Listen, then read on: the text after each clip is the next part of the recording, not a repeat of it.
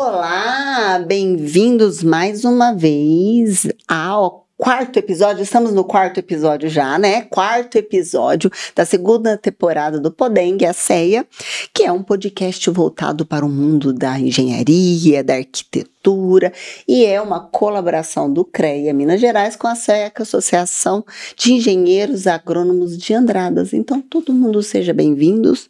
E a gente está continuando com esse assunto legal pra caramba de cidades inteligentes, só que hoje nós vamos falar sobre indústrias 4.0. E então preste atenção que esse assunto é muito legal. E para falar aqui com a gente de Indústrias 4.0, eu estou recebendo o Thalisson de Souza Barbosa. Eu vou apresentar ele porque eu gostei da apresentação. Possui graduação em Engenharia Elétrica pela PUC de Minas, formação pedagógica em Física pela Universidade de Franca e mestrado em Engenharia Elétrica pela Unicamp.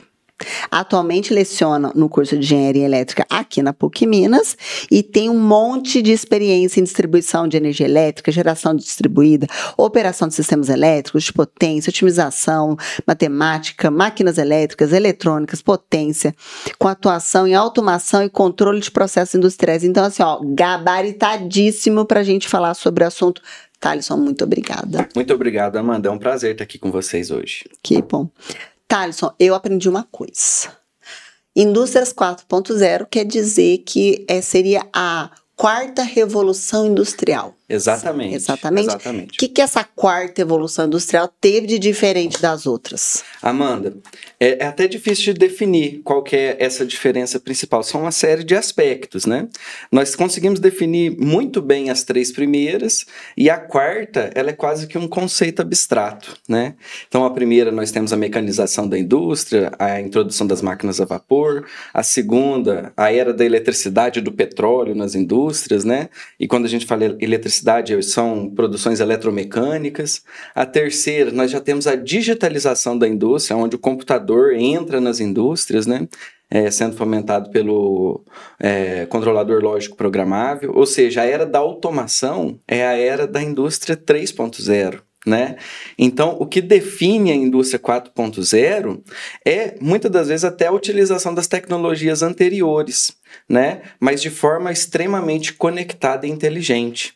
Hoje, nós observamos a indústria 4.0 de um prisma do aumento da eficiência da produção industrial, com conectividade entre os processos industriais de forma extrema, né?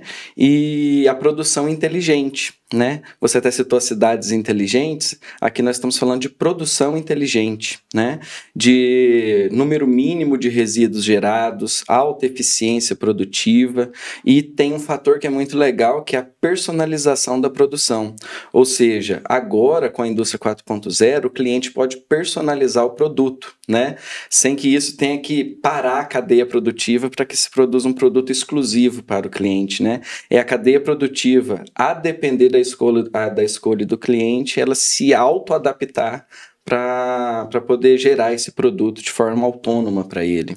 Então, se você for pensar, é porque eu fico pensando assim, é fácil, realmente, se você ver, é muito fácil de você identificar as outras revoluções industriais. Você não tinha, né, você fala sobre máquina a vapor, antigamente as coisas eram movidas a tração animal, tração humana. Exatamente. Aí você tem ali uma expansão de uma indústria, de uma indústria que utiliza carvão para poder máquinas a vapor. Então, nossa, então você melhora ali a produção. A hora que você vai industrializando, aí você pega uma parte elétrica, fala, puxa vida, olha como é que fez toda a diferença. E aí você começa a trazer ali uma parte de computacional e tudo mais. Quando chega agora, aí a gente fica pensando, puxa vida, o que tem de diferente então dessa automação toda? Realmente a parte da inteligência que a gente começa a ver. Veio um podcast passado e a gente estava falando sobre essa automação, na parte de cidades inteligentes, que a gente começa a entender sobre Big Datas. Então, que é a utilização de informações para que as coisas possam andar de forma mais sustentáveis e inteligentes. Então, sei lá, por exemplo, Semáforos inteligentes. Eu achei essa parte muito legal, porque o próprio semáforo, ele vai olhando se o trânsito ali naquela parte tá mais demorado ou não, se ele tem que ficar mais tempo aberto, se ele tem que ficar mais tempo fechado. Então, isso é uma parte inteligente. A indústria 4.0, então, você olhar e falar assim, ó, é uma inteligência que você está colocando ali dentro para que a gente tenha uma parte mais de sustentabilidade e redução de desperdício de material, por exemplo. Exatamente, é isso mesmo. Você até citou um dos pilares da indústria 4.0, que é o próprio Big Data, né? Que é o grande volume de dados gerados, né? Que é onde eles vão ser tratados, analisados e armazenados. São um dos pilares da indústria 4.0. E dentro desses pilares nós podemos citar outros que são aplicados à indústria 4.0, mas quando a gente fala esse termo 4.0, é tudo que nós observamos de forma conectada, vamos dizer assim, né? Então, os semáforos aplicados às cidades inteligentes, eles geram dados. Esses dados precisam ser armazenados, processados, né? E inteligentemente conectados, né? Então, o Big Data, ele está presente até nas cidades inteligentes. E ele é um preceito fundamental para a indústria 4.0, assim como a computação em nuvem. Nós já utilizamos, todo mundo tem algum dado armazenado na nuvem, né? Assim como o IoT, né? A internet das coisas, assim como manufatura aditiva, a impressão 3D, dizendo de uma maneira mais simples, né? E outra, se nós geramos muitos dados e esses dados dizem respeito à produção industrial de uma indústria, esses dados têm de ser não só armazenados, mas também eles têm que ter uma segurança atrelada, né? Então a segurança no armazenamento de dados, transmissão e processamento de dados é muito importante. Então nós temos que ter segurança no armazenamento dos dados e se nós fôssemos definir mesmo a indústria 4.0 seria isso, é um grande volume de dados que estão sendo tratados a todo momento, né? E sem dúvidas o Big Data é um dos pilares da... Eu acho que assim, ó, a gente está chegando num ponto em que quem possui a informação se tornou o rei. Exatamente. Então, porque a informação em si é o que traz para as pessoas tomadas de decisões mais certeiras, mais inteligentes. E quando você fala muito sobre indústria, o que a gente tem na cabeça? A gente tem aquelas fábricas que tem uma chaminé que fica saindo uma fumacinha ali dentro, que tem um monte de peão trabalhando ali. E aí, quando você traz essas informações sobre esse tipo de automação, o que vem na minha cabeça? Uma diminuição, por exemplo, de um quadro de colaboradores, porque as coisas se tornam muito mais inteligentes. Mas, ao mesmo tempo, profissões novas, porque você tem que lidar com dados importantes que você está gerando ali. Exatamente. Como que a indústria, como que essa revolução da indústria 4.0 vai mexer no mercado hoje? Nossa, é um tema legal, eu gosto de discutir porque não tem uma resposta correta para isso, né? E as coisas hoje mudam muito rápido. Ninguém esperava uma IA generativa igual o ChatGPT, DeepSeek que nós temos hoje, dessa maneira e tão rápido, né? Então, o mercado está muito dinâmico. Mas sim, e é legal que cada hora a gente pode olhar de um prisma. Se nós olharmos de um prisma de um dos outros pilares da indústria 4.0, que é a robótica industrial. A robótica, por si só, é a indústria 3.0, mas a robótica inteligente, indústria 4.0. Se nós olharmos para um integrador de robótica industrial, como que ele vai olhar para esse problema? Ele vai olhar para o problema da seguinte maneira: não, nós não substituímos trabalho, né? Nós melhoramos a ergonomia e a segurança dentro do ambiente industrial. Esses trabalhos eles vão sendo mudados com o decorrer do tempo. Sai o operador e entra o manutentor dos robôs, né? Ou seja, a mão de obra ela tende a ser sempre mais especializada, né? Esse é um prisma e realmente isso vai acontecer. E é isso que foi acontecendo com as outras revoluções. Pensa só, até nos filmes mais antigos, o telefonista me liga com alguém, né? Tinha uma pessoa que ela interconectava eletricamente seu ponto de telefone com o outro telefone, né? E isso não existe mais, né? E nós não vimos um grande problema desse serviço não existir mais, porque essas mudanças elas foram graduais e num período mais longo. Mas é que eu acho que agora as coisas estão acontecendo muito mais rápido. Exatamente, nós não estamos conseguindo repor esses profissionais na taxa com que a mudança está acontecendo. Então, sim, pode ser que o desemprego seja um problema devido à introdução de dispositivos inteligentes na indústria. Nós não precisamos nem ir para a indústria para a gente ver. Se você vai no mercado hoje, qualquer mercadinho tem o totem de autoatendimento. Eu mesmo só vou no totem de autoatendimento. Né? Nós vemos lá que agora um operador, que ele fica só de olho para ver se tem alguma diferença na pesagem do produto, né? Ele consegue assistir ali 6 caixas diferentes, ou seja, são serviços de 6 pessoas sendo feito por uma só e que com certeza não tarda a ser minado essa função também, né? Porque cada vez com os dispositivos mais inteligentes eles conseguem discernir essas pequenas diferenças, né? Então, a taxa com que está acontecendo, nós não estamos conseguindo repor. E isso se agrava um pouco mais em países que têm a nossa característica, que são países subdesenvolvidos, né? Nós estamos aqui no Sudeste, nós estamos parece outro país dentro do nosso. Eu ia falar isso. E mesmo pelo prisma do Sudeste é desafiador, né? É que assim, ó, se a gente for pensar sobre essa inteligência das indústrias, o pessoal fala assim, tá faltando essa mudança de mentalidade das pessoas em relação a trabalhos operacionais. Por mais que a gente tenha uma tecnologia que te ajuda ali naquele maquinário, a gente entende que aquele operador da máquina e tudo mais, ele tem que ter um ensino, eu vou falar uma educação no sentido de conhecimento muito maior para poder entender. O que a gente fala sobre, por exemplo, o ChatGPT, eu sou fã. Eu uso ele para absolutamente tudo na minha vida. Ele tem uma plaquinha na minha sala de funcionário do mês. Só que ele não... você não pode pegar... Você precisa minerar a informação que ele está te dando. Então, às vezes eu faço alguma pergunta para ele e eu falo para ele, assim, você não procurou no lugar certo, você está me dando uma informação que é errada. E aí ele fala, ops...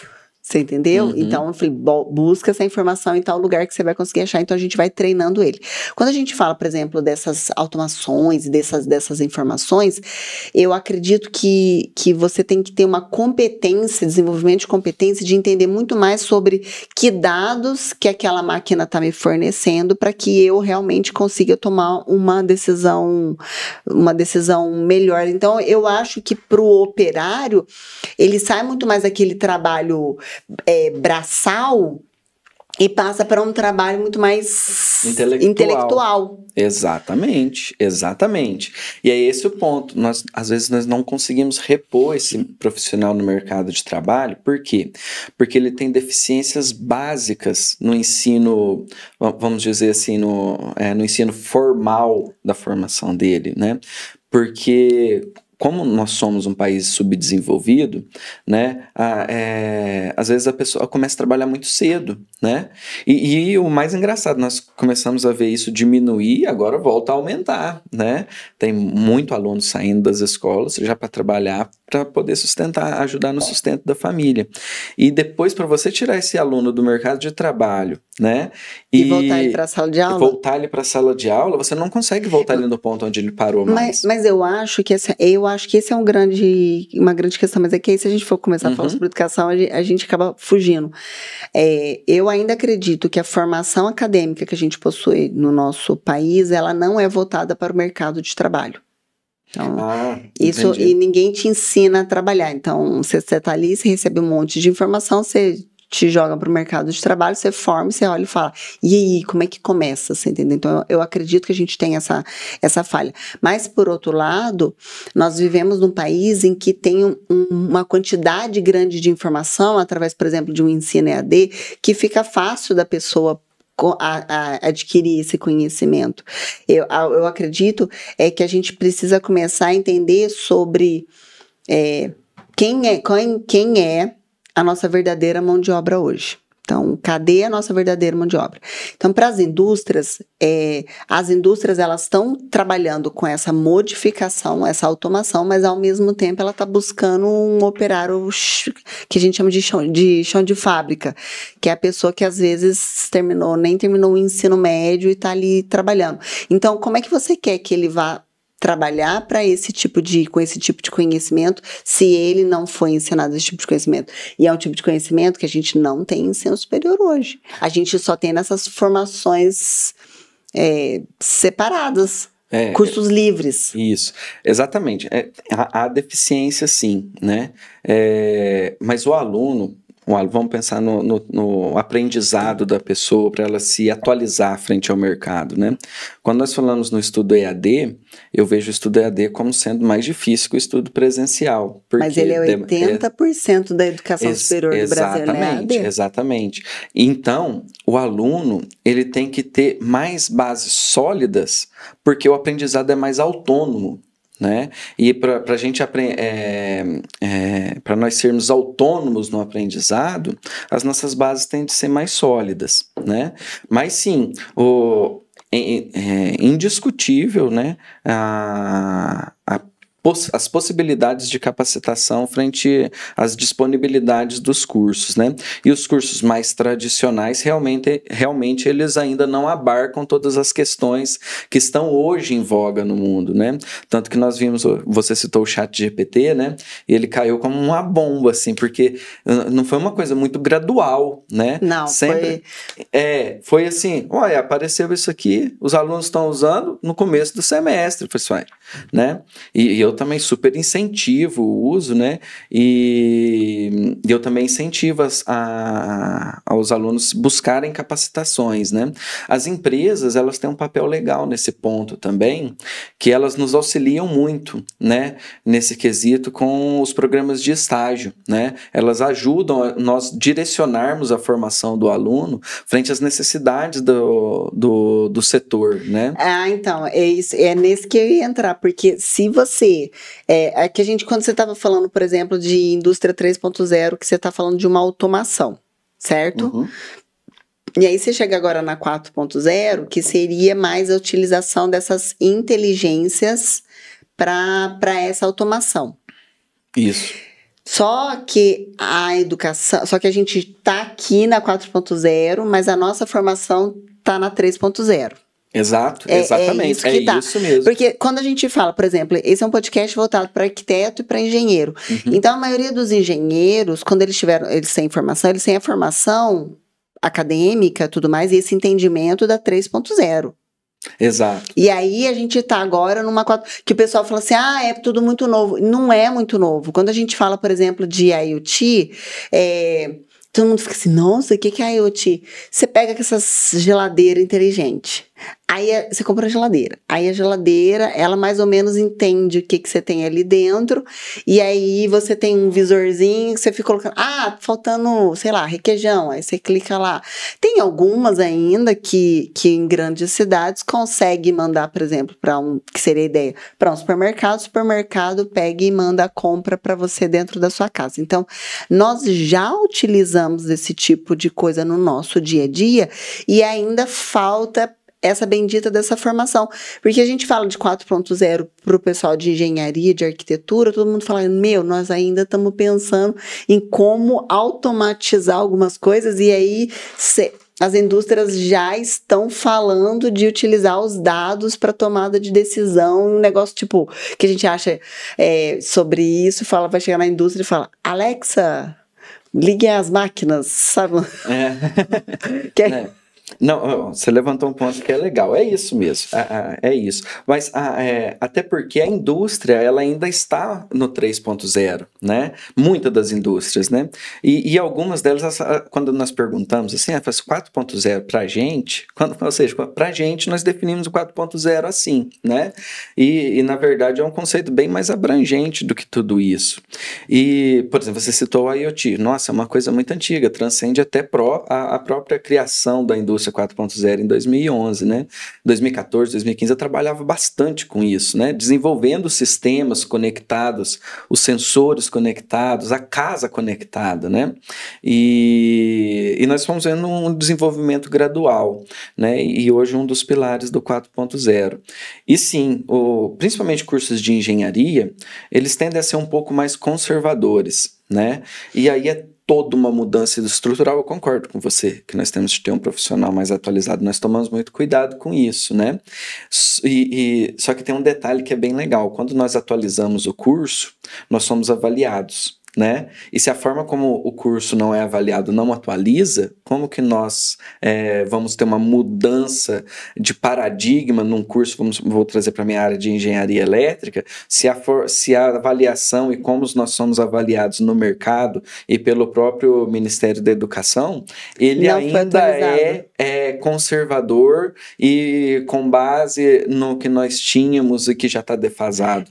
Então, como nós falamos da indústria 4.0, a gente pensa, os engenheiros vão conduzir, pode ser que a profissão que está brilhando é essa, mas nós temos advogados, é todo um processo normativo diferente, é todo um processo protocolar diferente, né? Nós temos muitas máquinas que se diz, não, eu sou 4.0, mas ela não comunica com mais nenhuma outra máquina.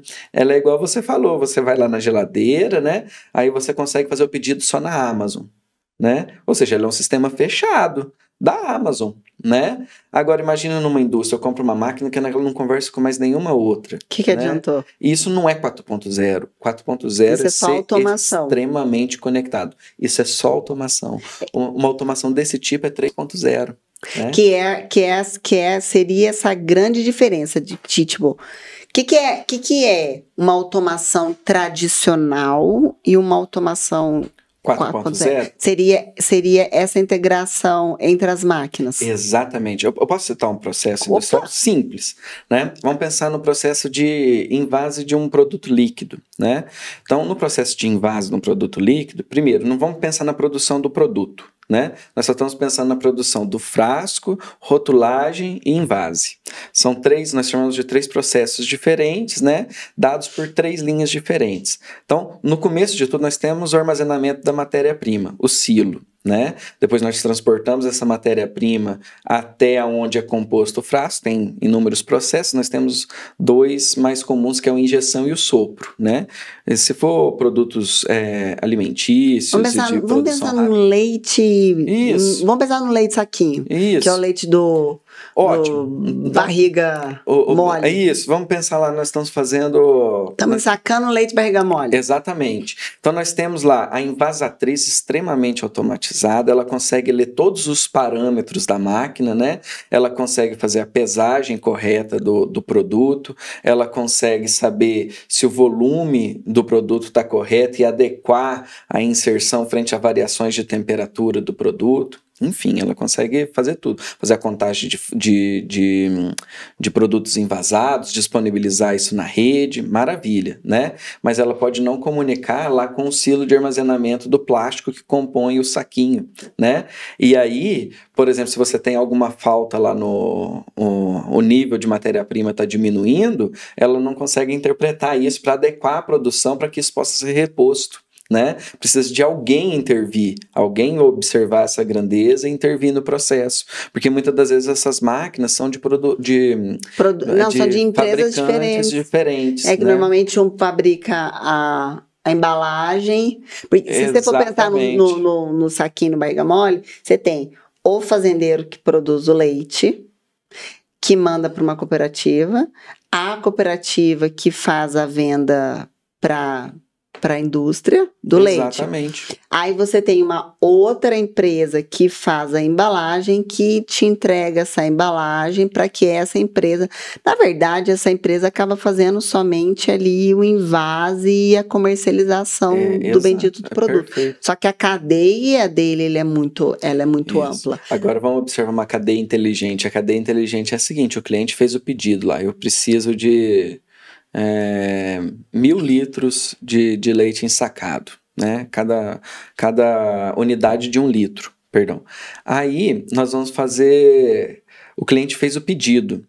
Uma cadeia 4.0, ela vai avaliar desde a produção do leite, qual que é a capacidade que nós temos de entregar esse produto, qual a agilidade, qual é o tempo mínimo de espera que o cliente tem que ter, avaliando toda a cadeia. Mas é difícil, porque eu penso... Sabe que eu... Exatamente. Porque assim, ó, hoje, se a gente fala sobre indústria 4.0, vamos pensar num... Existem muita...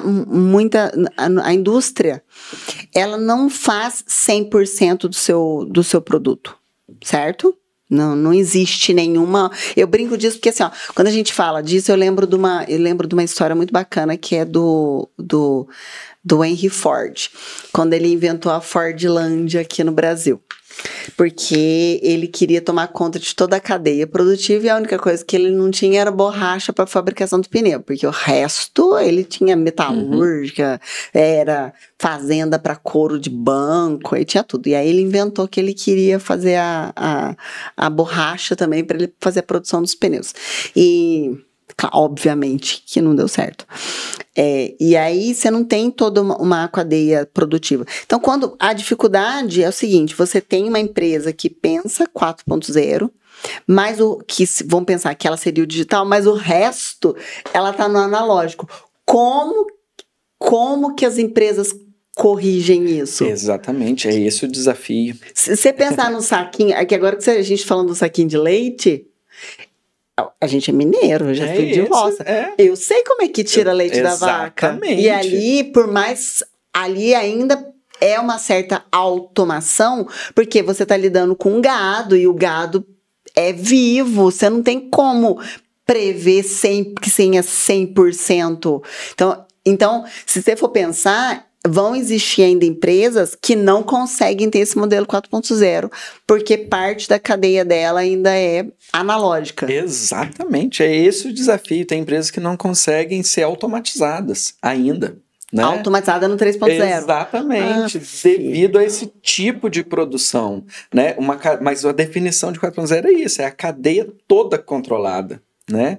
E outra, o cliente fala assim, não, mas eu queria o leite que vocês vão vender para mim, eu queria ele fora dos padrões que vocês praticam aí. Eu queria com um Brix maior, né? Como assim? É a personalização do produto. Mas existe alguma empresa que é 4.0 100%? Nossa, é muito difícil. Mas existe? Ah, com certeza. Qual que existe? Não, 4.0 100% existe. Praticamente impossível, né? No mundo inteiro? Não. Nós temos... Quando a cadeia é fechada é mais fácil. Né?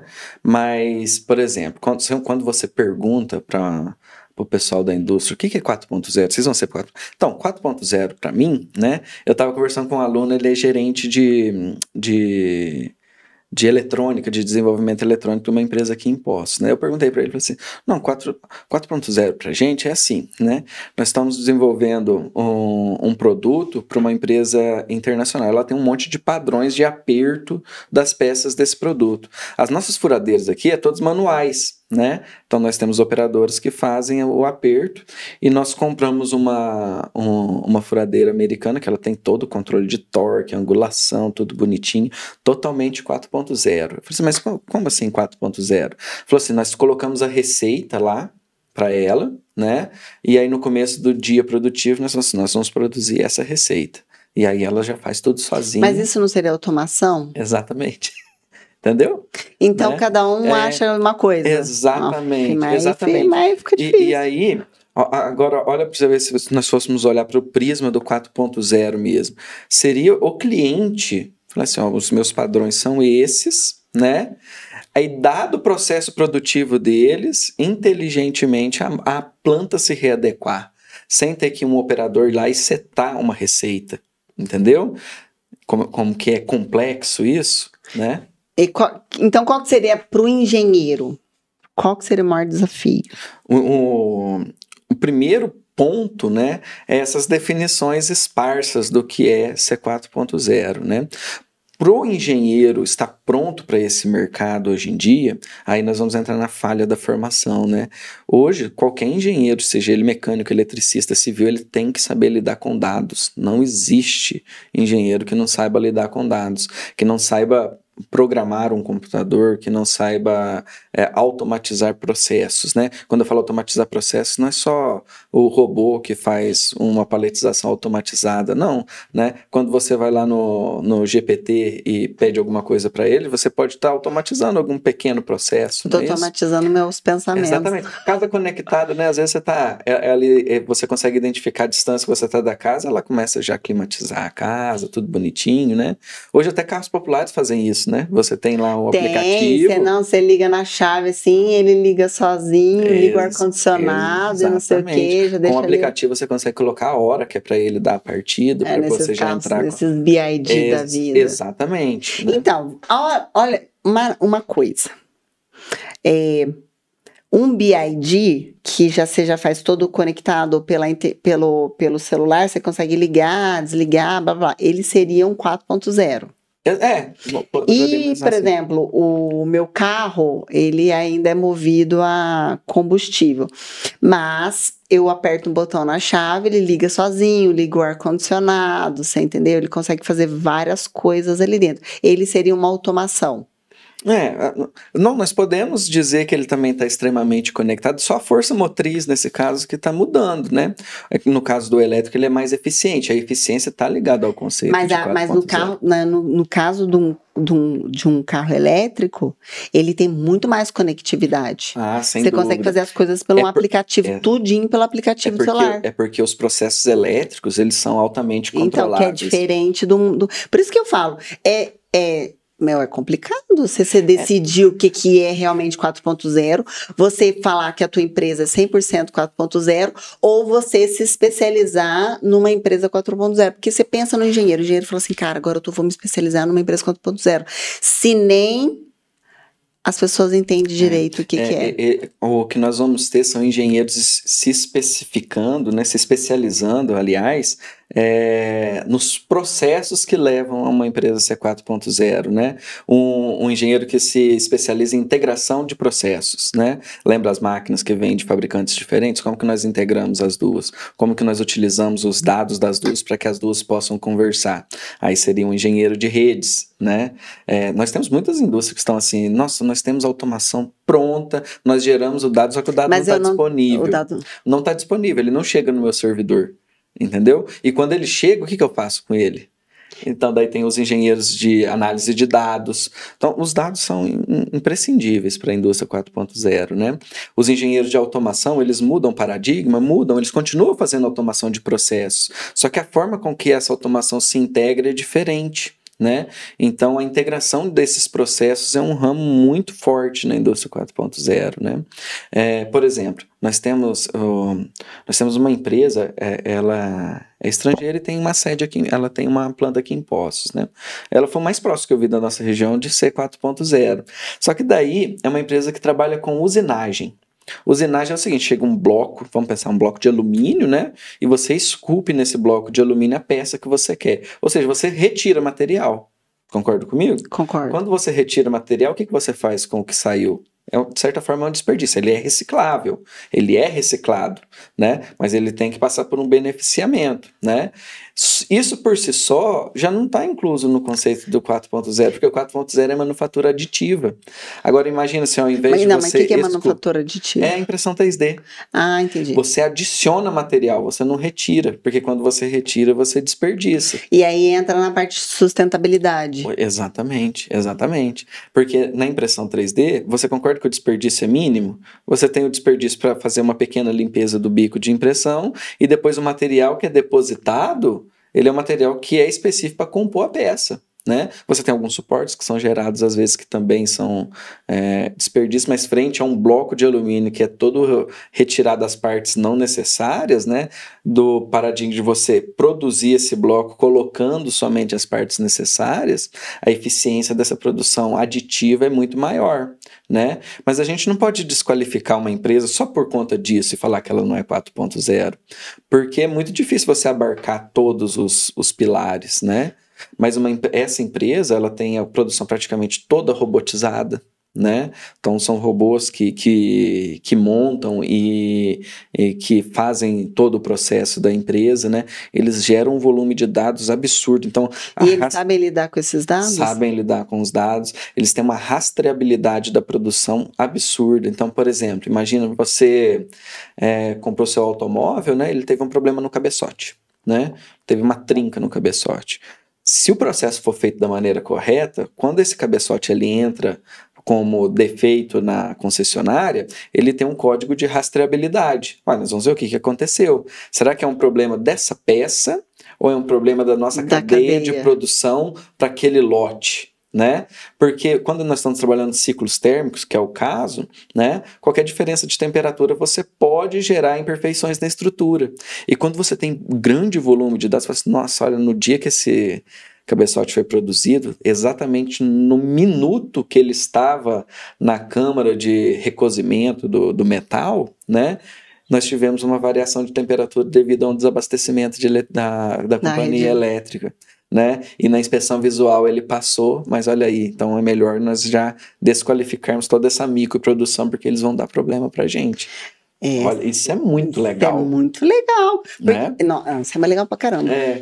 Se você entender que através disso você tem, primeiro, que a gente vê uma sustentabilidade em cima daquela produção. Então, você tem menos gasto de material, o que gera menos resíduo no ambiente. Se você tem essa rastreabilidade e essa tomada de decisão através de dados, então quer dizer que você consegue tomar conta de toda aquela cadeia e você toma essas decisões mais rápidas. Então, você não precisa, aquele tal do recall, por exemplo, de um carro, ele não demora um tempãozão, porque às vezes você demora 1 ano, 2 anos. O pessoal fala, vou fazer recall em carro de, sei lá, nós estamos em 2025, 2023. Então, você já tem aquele controle todo em cima dessa cadeia. Isso é muito bacana. Demais. Mas aí que entra mais uma vez. Quem que é a pessoa que vai conseguir olhar essa cadeia todinha? Sem dúvidas, é o engenheiro. Sem dúvida, hoje o protagonista são os engenheiros, né? E, sobretudo, os engenheiros de integração, né? Os engenheiros que fazem todos esses processos conversarem entre si para gerar essa grande quantidade de dados. Então, o operário hoje, ele passaria a ser esse operário qualificado de engenharia. Exatamente. O engenheiro, ele não que o engenheiro se tornasse um operário, mas o operário se tornaria uma mão de obra mais qualificada. Exatamente. Com formação. Imagina numa empresa desse tipo, qual que é o nível de conhecimento que uma pessoa para atuar nessa área ela tem de ter, né? Imagina, para ela fazer a reprogramação de um robô, o nível de especialização tem de ser muito elevado. Então, a indústria 4.0, ela força com que a mão de obra ela seja muito mais especializada para a utilização daquilo. Sem sombra de dúvidas, né? Para você ter uma produção nesse nível, imagina, quando você vai fazer o aperto de um parafuso de um robô, não é simplesmente você colocar a chave lá e apertar. Ele tem um torque correto, tem o material do parafuso correto quando você vai fazer a substituição, né?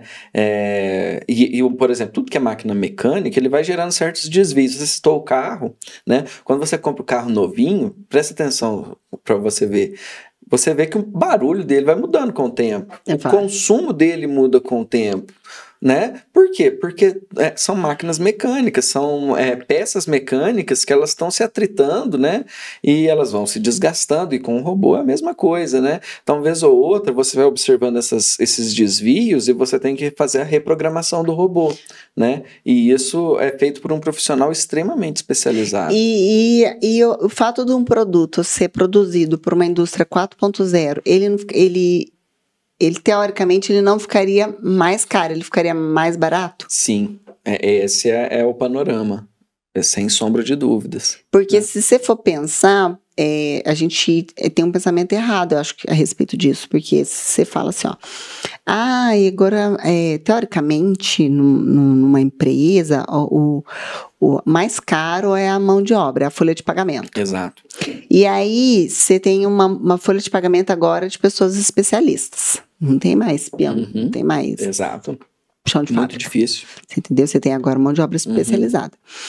Porém, se a gente for pensar em cima de desperdício de material e tudo mais, ela compensaria nessa parte de sustentabilidade do material. Exatamente. Só que aí eu fico pensando, por exemplo, você estava falando dessa de usinagem que usa as placas de alumínio, certo? Tá. O alumínio, ele é retirado da bauxita, certo? Isso. Tá. Você tem uma extração, você tem uma mineração. Então, vamos começar lá do começo da cadeia. A mineração, ela não é 4.0. É um dos setores mais difíceis, sim. É igual tirar leite de vaca. Você tem uma automação, mas você não tem. Então, pensa lá. Você tirou a bauxita e aí você vai minerar essa bauxita, e vai transformar ela nesses blocos de alumínio, certo? Você vai me corrigindo se eu estiver errado. Não, tá certo. Aí você vai levar esse bloco de... Quem faz esse bloco de alumínio não é a mineradora que tirou a bauxita. Muitas das vezes não. Aí ela vai mandar para uma empresa que também não tem como ser 4.0, porque... Aí começa a ficar um processo mais fechado, já começa a ficar mais fácil. Daqui pro 4.0. Só que você concorda que se no final da minha cadeia eu tenho uma redução, por exemplo, de utilização de material, aonde é que eu vou impactar isso? Nessa empresa que está fazendo essa mineração, que está fazendo a retiragem da bauxita, certo? Certo. Assim, né? Então, Manu. Muda todo o panorama. Mas você entende que a cabeça desse empresário 4.0 é completamente diferente da cabeça do dono da mineradora? Exatamente. Porque o dono da mineradora, ele ganha quanto mais bauxita ele retira. Esse aqui ganha quanto menos alumínio ele utiliza. Só que daí você está pensando que o extrator ele vai produzir menos devido ao menor consumo desse. É diferente. Por que a cadeia fica mais barata? Porque ali, imagina num bloco de alumínio de 100 quilos, você faz um cabeçote de 50 quilos perdidos. Esses 50 quilos perdidos, eles não vão ser jogados no lixo. Eles vão ser reciclados e vão voltar para a cadeia, né? E vão voltar para a cadeia produtiva. Esse cara daqui do que produz o bloco de alumínio, ele pega de volta esse... Exatamente, entendi. Exatamente. E aí, imagina só, com um bloco desse eu conseguiria produzir 2 cabeçotes. Eu consigo produzir só um, porque ele tem que voltar para a cadeia. Com a manufatura aditiva, com a mesma quantidade de alumínio, eu conseguiria produzir 2 cabeçotes. Então a quantidade de alumínio não mudou. Concorda comigo? Lá por extrator ele está extraindo a mesma coisa. Mas aí o carinha aqui do meio deixaria de ganhar porque ele estaria remanufaturando aquele alumínio. Exatamente. Muda o processo. Concorda comigo? Muda o processo dele só, né? Mas a ideia seria, então, se a gente não tem desperdício desse material, se esse material voltaria, o ambiente ele continua deixando de ganhar. Até porque, se você consegue produzir no mesmo processo 2, não onde era somente 1, né? E você... O processo ele não fica mais barato só por conta dessa realimentação da cadeia da reciclagem, né? Mas pelo consumo energético, porque tudo que é metal, a principal matéria-prima para a fabricação é a eletricidade, né? Então, você torna uma cadeia mais eficiente, né? E com uma cadeia mais eficiente, você consegue receber também mais incentivos devido ao saldo positivo de carbono que isso pode gerar. E aí você consegue ter um produto com preço mais competitivo. Pode aumentar o consumo. Se aumenta o consumo, toda a cadeia é beneficiada novamente. Então, agora a gente tem uma integração dos profissionais. Então, se a gente está falando agora de engenheiros, quando eu falo sobre automação, eu também mudo a configuração daquela indústria. Exato. E aí que entra o papel dos arquitetos que precisam começar a pensar nisso também. Sem dúvida. Aí, quando você tem essa diminuição, por exemplo, de utilização de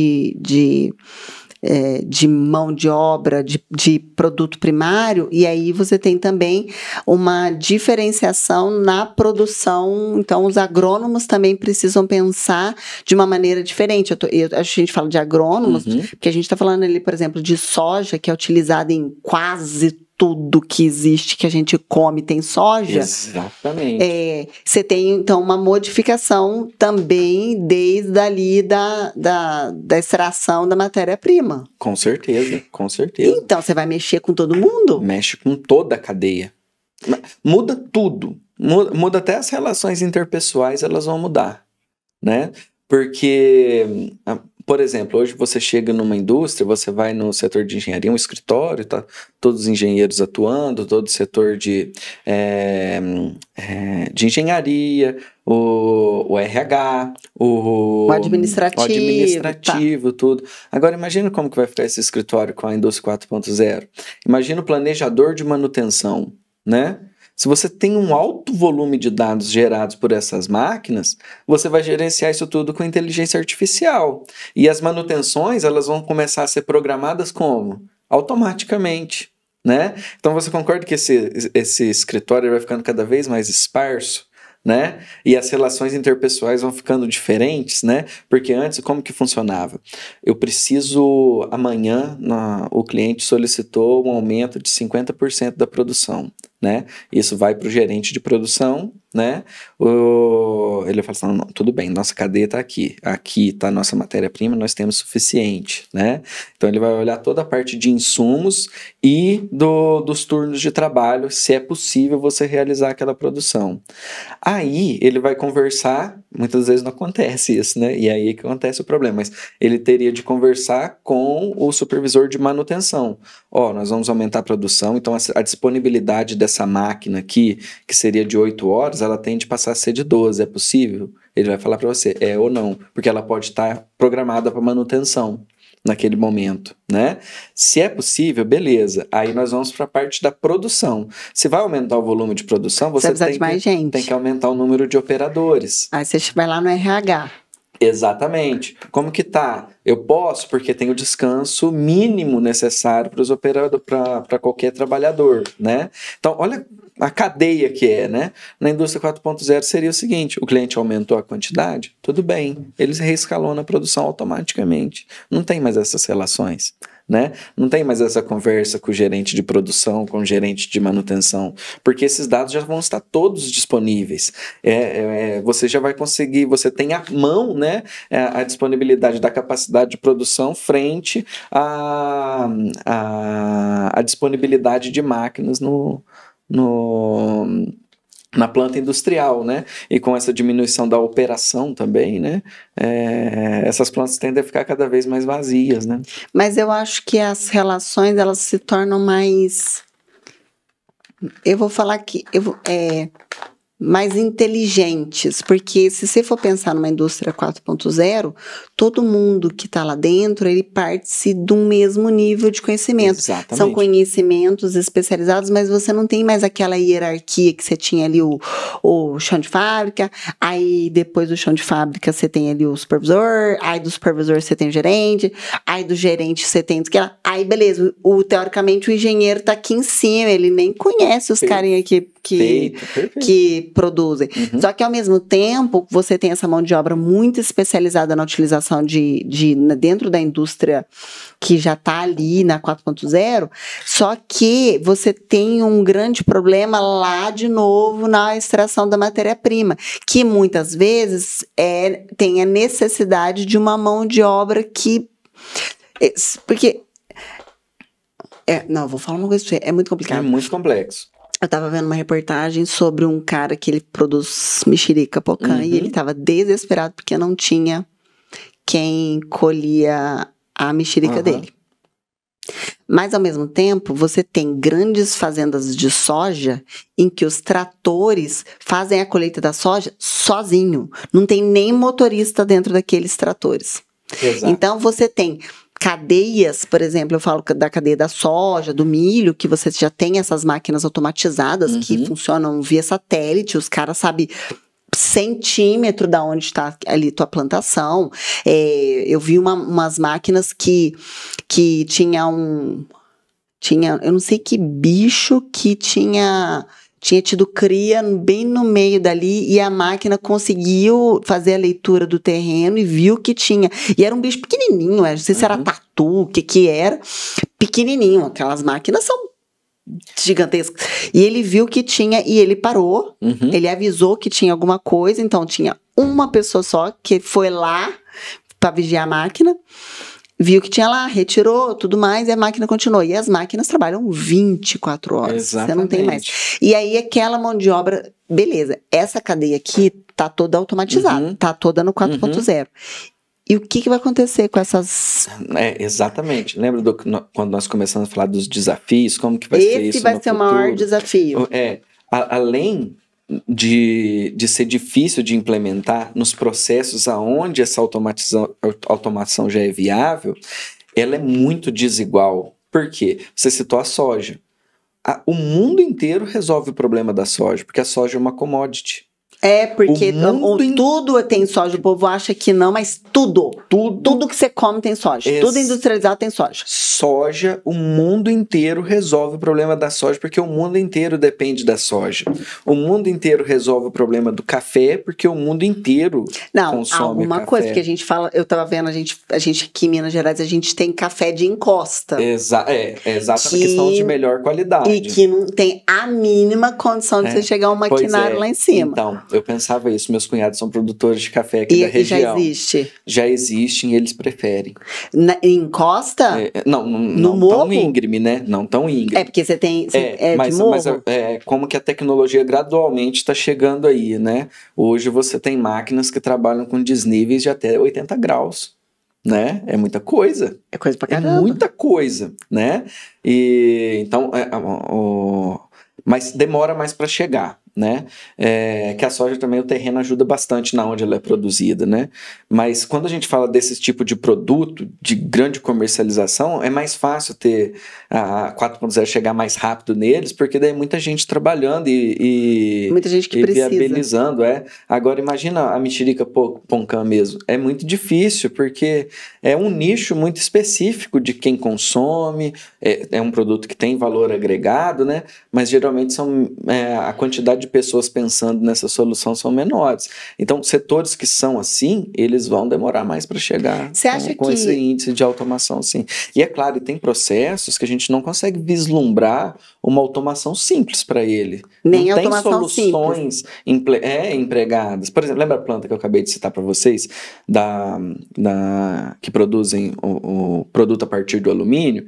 No começo da cadeia, eles têm que posicionar as peças da máquina para que, quando o robô pegar aquelas peças, elas estejam dentro de um gabarito. Sabe quem que posiciona? São 3 operadores. Eu falei assim, que coisa estranha, né? Aquela cadeia toda robotizada, coisa mais linda, 3 pessoas posicionando a peça para dar início ao processo, né? Aí nós perguntamos por quê? Falou assim, porque o payback de investimento para um robô fazer isso ainda não é viável. Ou seja, a gente paga no investimento, né? Porque uma máquina desse tipo tem expectativa de vida útil em torno de 25 anos, né? Então eles nos dizem que o payback ali ainda estava em torno de 20 anos para substituir aqueles operadores. Então, se não tivesse, ele ainda acrescentou, se nós não aumentarmos a produção em 30%, não viabiliza a substituição ainda. Né? Hoje, né? Então, olha, é uma planta que é extremamente automatizada, a viabilidade de automação é clara, do posicionamento de peças, né? Que é uma das coisas que os robôs já fazem, assim, o robô mais simples ele já daria conta de fazer, né? E ainda não foi substituído. Agora imagina uma cadeia dessa, onde muitas vezes você tem microprodutores, né? Que produzem esse tipo de produto, né? Para eles, realmente vai demorar mais para chegar, não tem como. É engraçado, né, a gente pensar sobre isso, sobre toda essa automação dessa indústria 4.0, mas ao mesmo tempo a gente vive ainda numa indústria 2.0. Muitas das vezes. Muitas vezes, por exemplo, você falar no caso da mexerica, ela é extremamente manufaturada, ela é manual. Exato. Só que eu não penso que isso é ruim, porque a gente não pode pensar em que tudo numa automatização de tudo. Eu fico lembrando daquele filme do Wall-E, já viu? Já. Cara, aquele filme lá é legal, né? Eu acho que aquele filme deve ter uns 20, 30 anos, mas eu acho que ele é super atual. O pessoal acha que a automação ele vai te gerar uma preguiça. Na verdade, ele está gerando pessoas mais inteligentes, porque eles vão ter que pensar em cima disso. São profissões que vão se modificando. Mas a gente está falando de engenheiros, arquitetos, agrônomos que estão pensando nesse tipo disso. Mas eu acredito que precisa haver um pensamento para esses microprodutores. Sem sombra de dúvida. Porque senão a gente vai perder uma parte cultural que a gente tem pensando numa alta produtividade. Porque uma indústria 4.0, ela tem alta produtividade. As máquinas ficam ali 24 horas, trabalham 7 por 7, 24 horas, e o negócio vai rodando e tá tudo certo. O cara tá lá dormindo na casa deles, para alguma coisa, apita o celular. Teoricamente é isso, certo? Isso. Aí ele fala, parou, deixa eu ir lá na fábrica. Mais ou menos isso, ou senão às vezes ele reinicia pelo celular mesmo. Mas você tem essa parte cultural de coisas que são importantes para nós. Sem sombra de dúvida. Como que a indústria 4.0 poderia auxiliar nessa não perda de cultura? No tiozinho da Pocã. Exato. Ou no cara que tá com o café dele na encosta, que não para nem pano embaixo porque o café escorrega. Exatamente. Como que a gente consegue? É muito difícil. E no primeiro momento ela pode agravar o estado o problema. Por quê? Porque um dos preceitos da indústria 4.0 é a alta adaptabilidade da produção industrial. Isso quer dizer o seguinte, quer dizer que os produtos tendem a ser personalizáveis.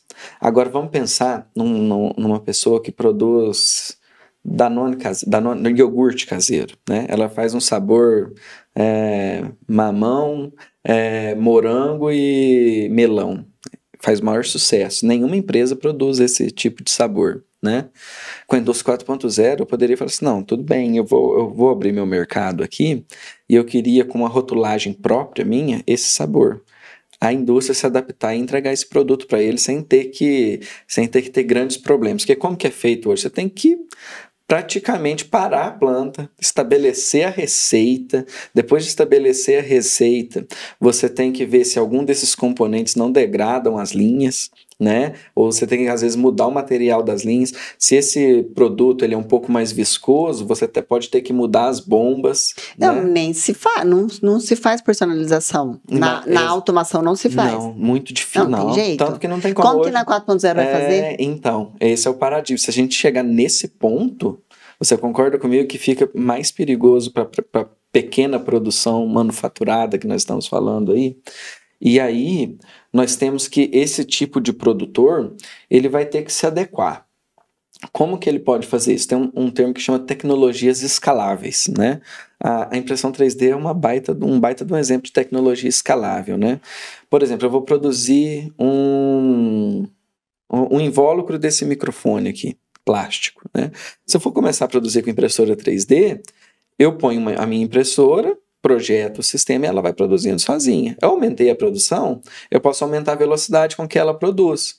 Ou eu vou adquirir mais uma impressora. Eu não preciso mudar todo o meu sistema produtivo para mim fazer isso, eu só vou adicionando, né? Isso é o tipo de tecnologia que nós chamamos de tecnologias escaláveis, né? Isso ajuda, mas é muito difícil a gente pensar em aplicações pontuais, porque cada solução para uma aplicação pontual, ela também é pontual, concorda comigo? Como que nós fazemos a colheita de uma pocã mesmo? Automatizada. Mas eu acredito que tem que arrumar alguma solução. Eu lembro, quando eu era criança, sempre teve café lá na fazenda. Quando surgiu a máquina de colheita de café, que era aquelas máquinas que entravam no meio das ruas e ficava chacoalhando, entendeu? Hoje isso é muito mais moderno o negócio. Uhum. Mas antigamente era só a que ficava chacoalhando, aí ela entrava na rua de café, chacoalhava, aí aquele café caía nos panos, aí você precisava das pessoas que só ia lá, peneirava e enchia os balaios. Exato. Hoje você não faz mais isso.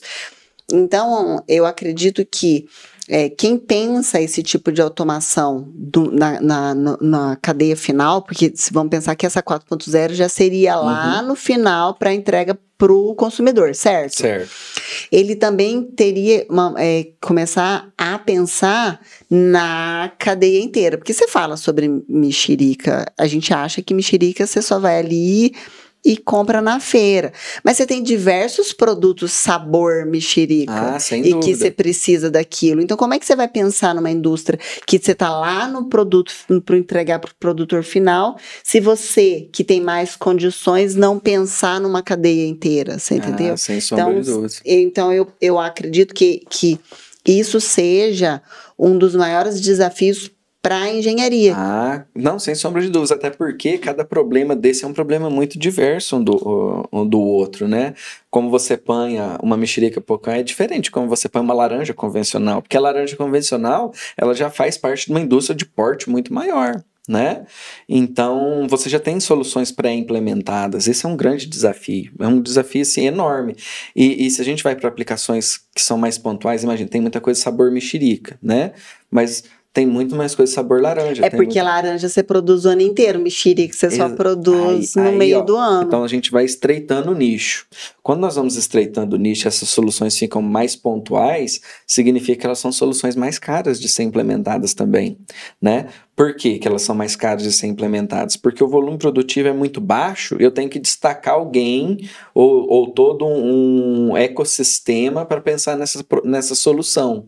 E aí o valor agregado dessa solução, o que nós chamamos de payback, né? O tempo que esse investimento retornará para o produtor pode ser tão elevado que inviabiliza essa implementação. Mas aí, um grande desafio, é o maior desafio. Mas então, isso que eu tô falando, esse é o desafio dos engenheiros começar, além deles terem que pensar que eles precisam se tornar cada vez mais especialistas, porque aí eu acredito que essa vai ser a grande mudança da engenharia. Então, eu acredito que você chega lá para os seus alunos e fala assim, gente, você não vai ser mais engenheiro mecânico, você vai ser engenheiro mecânico da máquina que, sei lá, corta o alumínio para fabricação de cabeçote, de carro, de, sei lá, 50 até 50 cavalos.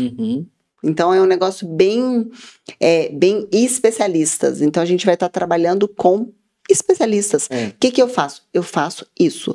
Eu não tenho mais do jeito que é hoje, que são generalistas. Então, um engenheiro mecânico, todo mundo acha que conserta carro, conserta máquina de lavar, conserta ar-condicionado, você entendeu? Ou seja, você vai ter cada vez mais profissionais que vão se especializando em cima daquele nicho e vai até você chegar lá no parafuso do... Exato. No mercado industrial, nós já temos esse nível de asserção dos engenheiros, né? Baseado no condicionamento básico de cada engenheiro, ele vai buscando essas especialidades naturalmente dentro da indústria, né? Aí nós temos escalabilidades, assim, né? Imagina esse engenheiro que ele lida com essa planta robótica, ele lida com os robôs da ABB, da Universal Robotics, porque cada um é de uma... Não tem como ele ser extremamente especialista em cada um deles, porque é impossível, né? Mas ele consegue ter informações básicas dessa cadeia produtiva e buscar essas soluções especializadas junto aos fabricantes, né? Mas sim, cada vez mais nós exigimos especialidades do corpo técnico, né? E eu não acredito que o engenheiro generalista ele suma, porque todo o sistema ele é generalista. Quando nós falamos assim, um robô, não tem como ser. Se eu sou especializado em robótica, eu tenho de saber muito de mecânica, eu tenho de saber muito dos acionamentos elétricos, e hoje em dia eu tenho de saber muito sobre inteligência artificial e projeção de trajetórias, que é, quando a gente fala projeção de trajetórias, a gente pensa que a IA é a coisa mais linda do mundo, né? Mas isso é uma matemática avançadíssima, né? Então, um engenheiro que é mecânico, que ele é especialista nesse tipo de máquina, naturalmente ele tem de ser generalista, porque ele tem que conhecer toda a cadeia que compõe aquele produto, né? E materiais, né? A engenharia de materiais também, ela vem na indústria 4.0 assim, sendo muito solicitada. Isso. Imagina só, o alumínio ele precisa de uma temperatura altíssima de fusão. Como que você aplica ele numa impressora 3D? Você vai ter que né? mudar toda a impressora 3D. Exatamente. Ou composições de materiais diferentes. É aí que entra a tal também da nanobiotecnologia. Exatamente. Foi o tema do podcast passado, que ele estava falando sobre nanotecnologia para construção civil.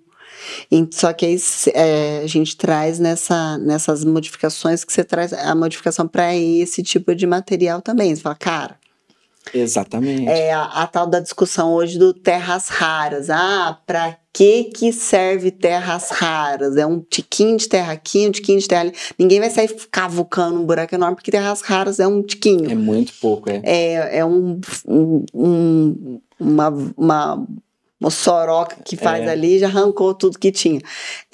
Para realmente você começar a entender que as coisas vão precisar exatamente. funcionar de uma outra maneira. Exatamente. E é o que você falou, e tem coisas que parece que aparecem, né? Nós nunca ouvimos falar, do nada estão aqui, e tem um monte de empresa trabalhando em cima, né? Igual a Terras Raras, né? Mas é isso. O mercado ele vai acabar sendo muito dinâmico pro profissional, isso é difícil, né? Um profissional que vai ter que se manter mais atualizado do que é hoje, né? E é claro, né, como nós acabamos de discutir, o engenheiro especialista, no final ele vai ter que ser generalista, que ele tem que entender um monte de processo. Imagina o engenheiro civil. Nós já temos casas que estão sendo construídos de manufatura aditiva, né? Já era uma manufatura aditiva, mas manual, né? Mas com uma impressora 3D. Ele vai ser especialista nesse tipo de construção, ele vai ter que conhecer tudo sobre a impressão 3D, né? A impressão 3D, nós não falamos só do processo final, que é a deposição continuada de material. Não, é o motor elétrico que faz aquilo, essa trajetória ela é gerada por um arquivo, né? Que ele tem de ser otimizado matematicamente para que ele tenha o menor consumo e dispêndio de movimento possível. Ele vai ter que entender quais são os motores elétricos mais adequados para cada uma das aplicações.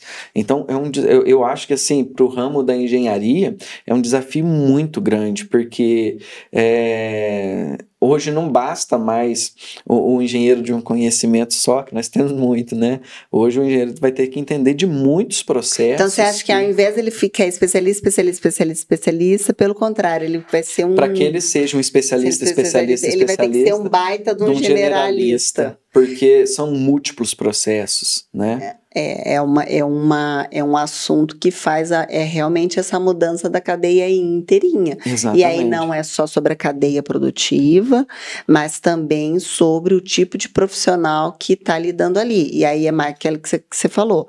Eu vou ter que fazer uma modificação no meu conteúdo programático do curso de engenharia, exato, que seja, ou de arquitetura, ou de agronomia, que é os que mais, acredito, os que mais sofrem com aquilo, do mesmo jeito que eu vou ter que ter ali, então, uma mudança na minha educação básica, porque eu tenho muita gente que não vai para uma universidade, e hoje não porque não tem acesso, porque a gente fala sobre educação à distância. Exatamente. Você consegue fazer faculdade por R$90 por mês, mas é porque eles não estão vendo sentido naquilo ali, você entendeu?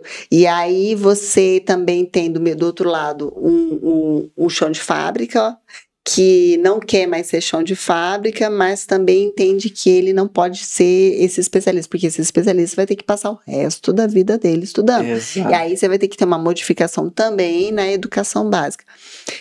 Aí eu te pergunto, se a gente tá com todo esse balaio dentro teoricamente, dessa indústria 4.0, que foi... Que ano que ela foi? 2011. 2011, nós estamos em 2025. Tem 14 anos isso.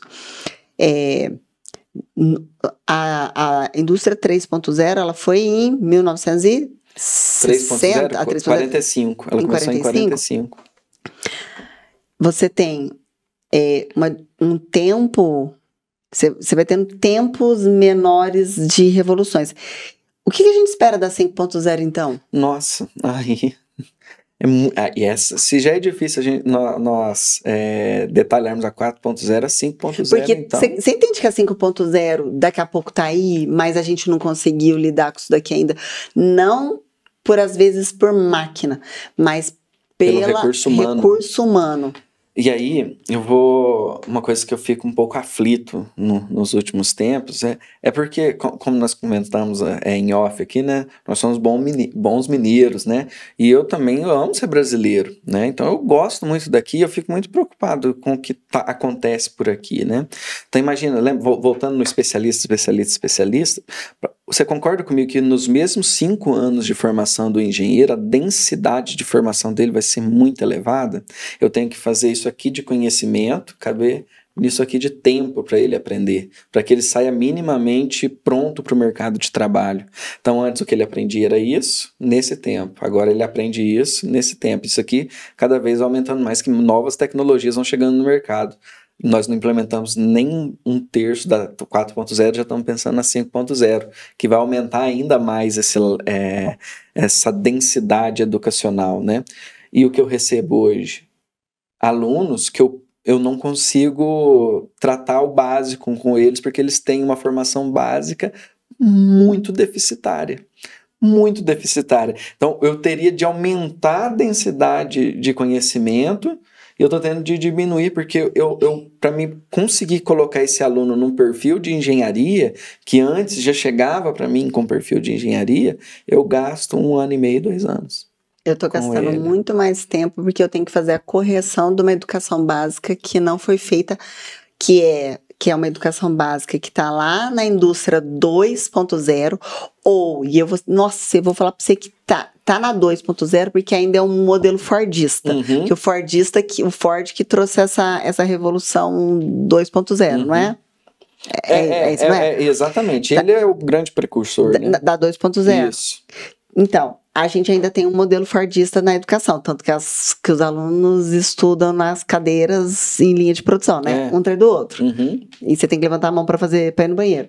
Se você ainda tem lá na educação básica o 2.0, como é que você quer, então, chegar na 4.0? E a indústria 4.0 é o que vai fazer com que o Brasil, às vezes, ele saia de uma posição de subdesenvolvimento para um país em desenvolvimento. Exatamente. Porque essa indústria, a gente entendeu que ela mexe com toda a cadeia, você tem uma maior quantidade de recursos tecnológicos ali dentro, você tem uma qualidade de vida muito maior, porque o cara não precisa ficar trabalhando o resto da vida, né? Ele vai parar ali para pensar e analisar dados, ele vai ser muito mais bem pago aqui, então ele tem uma qualidade muito melhor de vida numa indústria melhor, só que por mais que a gente queira isso, a gente não está consertando isso daqui. Exatamente. Eita, Alisson, nós vamos ter que ficar aqui falando sobre... Aí a gente vai ter que chamar a educação básica para vir discutir.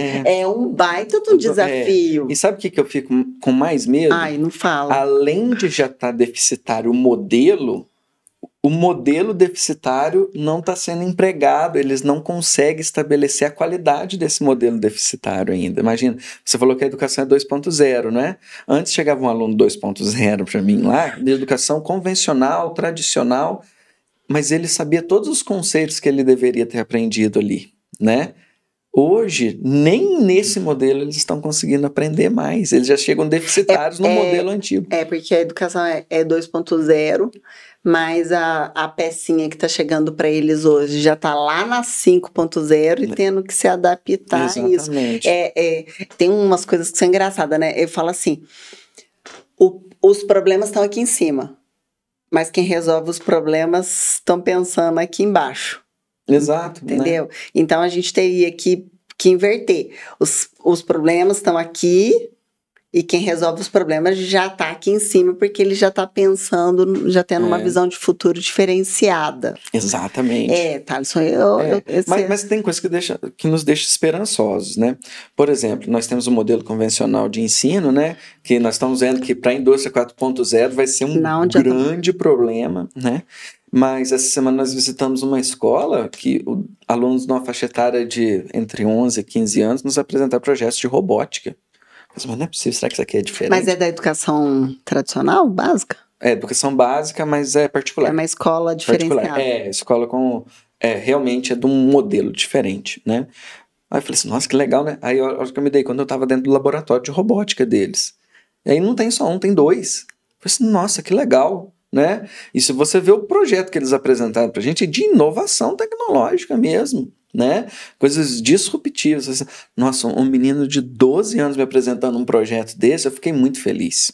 Né? Aí reacende aquela chama, né? De que, tipo, tem futuro. Tem futuro. Eu acho que nós só não estamos coordenando esse futuro. Concorda comigo? Se fosse um futuro coordenado com esses bons exemplos, não tem como dar errado, né? E aí nós lá na engenharia nós chegaremos com um aluno que ele não precisa, que com a densidade de conhecimento que ele precisaria adquirir ao final do curso, ele estaria quase pronto, ele já chegaria praticamente engenheiro. A gente colocaria esse é o diferencial de países bem desenvolvidos. E eu não estou falando nem tanto assim, né? A China usa esse modelo. A China, ela tem escolas especialistas. Então, por exemplo, os menininhos entram naquela escola, que aquela escola ela vai formar programadores Python, por exemplo. Os molequinhos entram na escola com 2, 3 anos e ali ele vai sair com 16 anos, 17 anos, um baita de um programador. Então, você já está com essa mão de obra qualificada para as indústrias. Eles já estão pensando assim, eu estou criando minha mão de obra para daqui 20 anos. Daqui 20 anos, onde é que a gente vai estar? Puta, a gente vai estar na indústria 5.0, entrando, pensando na 6.0. Tá, que mão de obra que eu preciso pensar naquilo?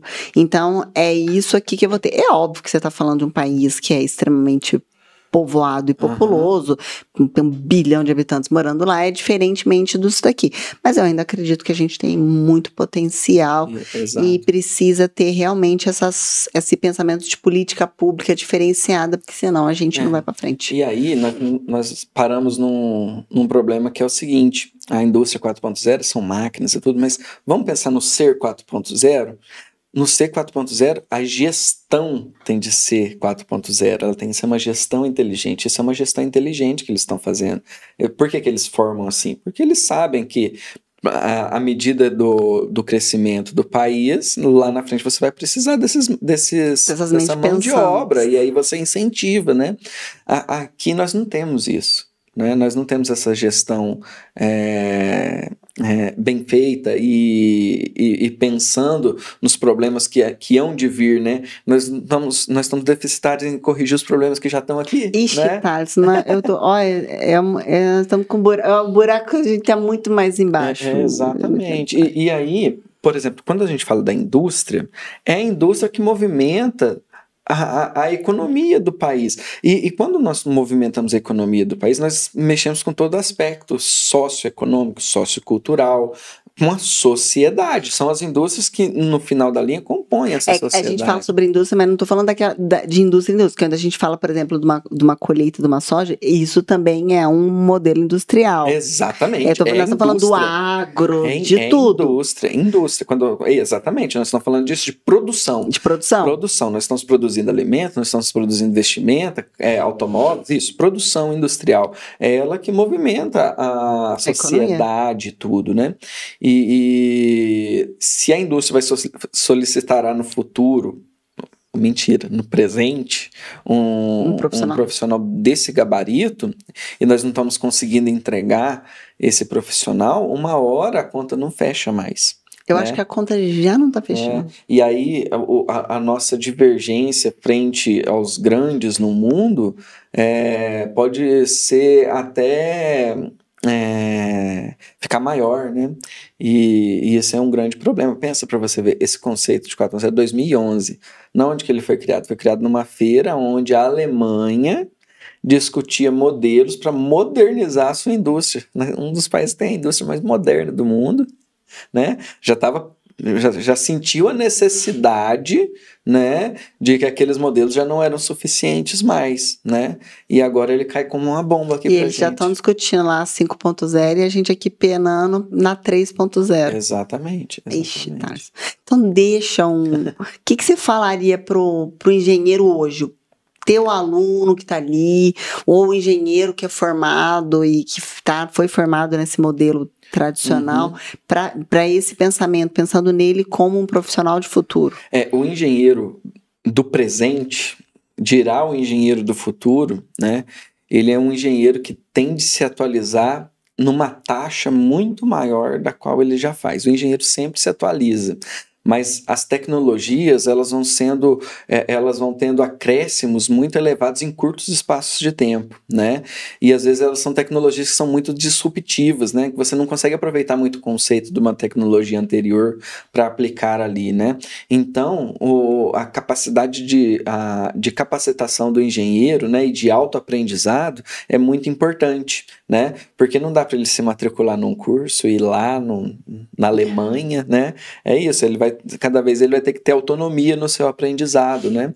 E ele tem de buscar essas novas tecnologias. É claro que hoje nós falamos, né? Geração de dados é importante, armazenamento de dados é importante, como esses dados se interconectam, que são as redes, são muito importantes, né? E são mercados que estão muito fomentados. Como eu citei para você, tem empresa que tem dado, mas ele não está disponível. Não sabe o que fazer. Exatamente. Nós precisamos do engenheiro que torne esse dado disponível.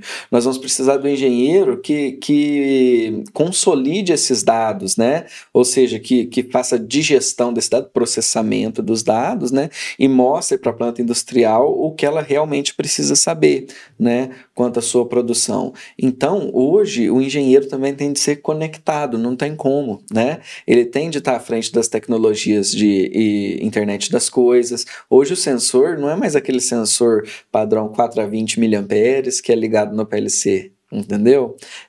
Hoje ele é um sensor IoT, né? E como que você integra esses sensores no ambiente industrial, né? Então ele tem de saber sobre a internet das coisas, ele tem de saber sobre gerenciamento de banco de dados, ele tem de saber sobre segurança de dados, porque você concorda comigo que se eu tenho todos os dados de uma indústria, eu consigo replicar o produto dela? Com certeza. Exatamente, né? Então, ele tem de estar a par, por exemplo, um dos pilares que nós não citamos é a simulação. Hoje uma empresa ela pode simular o produto dela. Quando eu estou fazendo uma impressão 3D, eu tenho um modelo matemático de coordenadas daquele produto. Eu tenho a descrição. Você faz um MVP ali rapidinho. Exatamente. Eu tenho o produto traduzido matematicamente para mim, ou seja, eu tenho um modelo físico dele, né? Imagina se eu perco esse modelo. Eu produzo um molde patenteado, super moderno, em que eu tenho 20 anos para explorar essa patente. Se ele está disponível e alguém tem acesso a isso, você tem acesso ao produto, ao seu diferencial tá disponível mas para as outras empresas. Por isso que eu falo, aí o engenheiro ele tem que estudar, porque, tá cheio de coisas às vezes aí, você não tá vendo. Exatamente. E hoje só conhecimento técnico não basta para o engenheiro, os conhecimentos normativos são muito importantes, né? Os conhecimentos de direito são muito importantes também, né? Porque imagina só, minha planta é aqui, aí eu armazeno meus modelos num data center, na nuvem, né? Só que os servidores estão lá na Hungria. Qual que é a lei que rege a proteção de dados do meu produto? É que é uma indústria integrativa. Exatamente. Né? Você está falando sobre um modelo integrativo que você tem vários profissionais pensando junto numa coisa que não é mais um modelo igual é o modelo tradicional, que é um modelo de caixinha, né? Você tem o jurídico aqui, o RH aqui, departamento pessoal aqui, o contratos aqui, entendeu? É um modelo Exatamente. integrativo de você pensar numa indústria como um todo, para que aquilo ali seja bom para todo mundo. Sem sombra de dúvida. Eu penso que às vezes é esse modelo de comunidade, que é para onde o mundo está encaminhando. Eu acho que a grande vantagem é que essa molecadinha que está vindo, ela já vem com esse software já instalado, que é um software de comunidade, muito mais do que a nossa geração, que ainda é uma geração meio individualista ali. Eles já vêm com esse software já implantado. A grande questão vai ser, eles são prontos, a indústria está pronta, mas o modelo educacional não está pronto. Exatamente. Então, como nós formamos, e o pior, como nós formamos a base desse... Sempre... Eu também acho que o problema sempre vai acabar ali em cima da educação, que a gente precisa fazer essa modificação. Sabe o que é perigoso? Nós temos um gargalo que não está no final da linha, está no começo. Está no começo da linha. Né? E é muito perigoso isso, né? E que às vezes vai ficar para as próprias indústrias fazer essa formação de mão de obra. E aí que você entra das universidades corporativas. administrativas, que a gente recebe essa mão de obra, mas a gente mesmo qualifica e utiliza essa mão de obra ali dentro das universidades, que é o que acontece muito, que é um modelo que eu defendo, porque a gente já entendeu que o nosso começo não vai sofrer modificação. Então, vamos corrigir aquilo que não conseguiram fazer para trás. Exatamente, essa é uma necessidade que é muito solicitada nossa. Nós estamos hoje muito mais próximos das indústrias do que nós estávamos anteriormente. E essa proximidade tende a aumentar. Porque você vai corrigir o que você não teve para trás, porque para trás você não vai ter, a não ser que você tenha, que nem você comentou, escolas particulares que têm esse pensamento diferenciado, mas que obrigatoriamente precisa seguir uma base curricular nacional que é do modelo 1.0. Sem sombra de dúvidas que no final das contas, nas engenharias também nós estamos com o mesmo cabresto, né? Não é só engenheiro, né? Se falar de arquiteto, de agrônomo, de medicina. Todos sofrem pelo mesmo problema, né? Todo mundo. Eu gostei desse assunto. E senão, se a gente não acabar a produção fica brava com a gente. Thaleson, quer deixar algum recado? Nossa, eu quero sim. Eu quero sim que, apesar dos problemas que nós levantamos aqui, né, ser engenheiro hoje em dia é mais gratificante do que nunca, né? Porque você trabalha com processos múltiplos, né? Você acaba sendo muito plural. E eu deixo um recado para a turminha que eles têm de buscar o conhecimento. Igual você falou, eles já vêm com o software atualizado, instalado, né? E ele tem de ser lapidado ainda, né? Às vezes eles perderam um pouco do vislumbre do futuro. E vira Uber. Exatamente. Sacanagem. Exatamente. Não é o fato nem de virar, mas eles pensar que a possibilidade é essa, e tá muito diferente disso, né? E que eles tenham essa visão de futuro, e que nós falamos de visão de futuro, mas é quase que uma visão de presente, essas solicitações que nós dizemos aqui, né? Então, acaba que eles vão ser muito solicitados, a carga para eles vai ser muito elevada, então eles têm de buscar o conhecimento com muito mais ênfase, né? E de forma um pouco mais autônoma, né? Então, eles têm de ter essa visão de futuro para que eles já comecem a se preparar. Porque hoje tem muita coisa disponível. Nós falamos que o modelo está deficitário, mas, nossa, eles têm um mundo na palma da mão deles. Muito mais fácil do que o que a gente teve. Exatamente. Eu acho, por exemplo, a IA generativa, ela ajuda muito. Você não perde muito tempo mais, né? Às vezes você pede para ela, eu quero esse assunto, onde que está essa referência? Você não precisa procurar referência, você não perde mais tempo mais, né?